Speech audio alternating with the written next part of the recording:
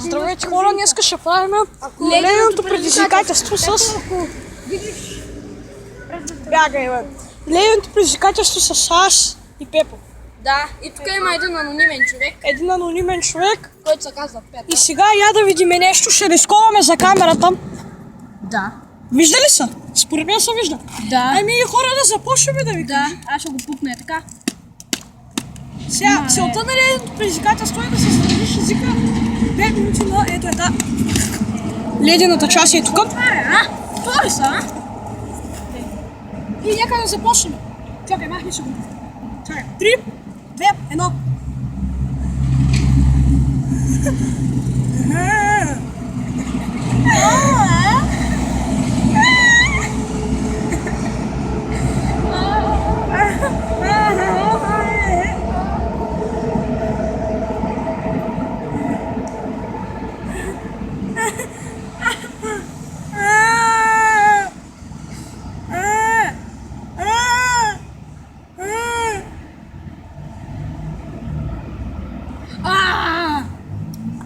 И аз Да, хора. Първото беше фейл.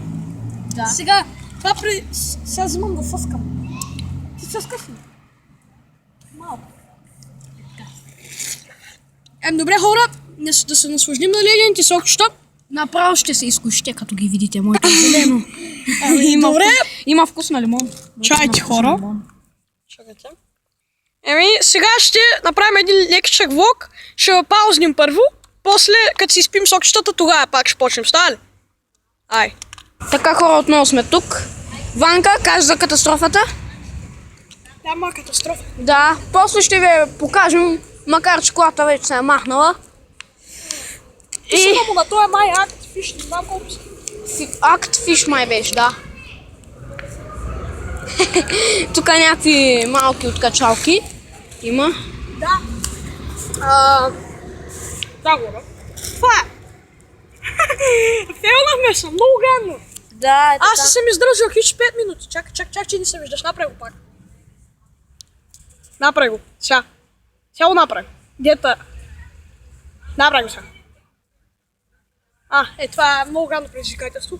Да, на мен почна, ама боли езика нещо. Е така, почна ми се мърда нещо. Да, какво ще снимаме сега? Общо взето. Снимаме го към мене. Направо ще се изкушите. Снимаме сега. Да. Мисля, че това ще бъде нашето клипче. Добре, що? И Абонирайте се за нас, Да. харесайте видеото, коментирайте с лайк. да, коментирайте, лайкове, вотове. И това беше от нас. Ние бяхме Ванката и Пепо и бай! До следващия епизод. Фапа бум!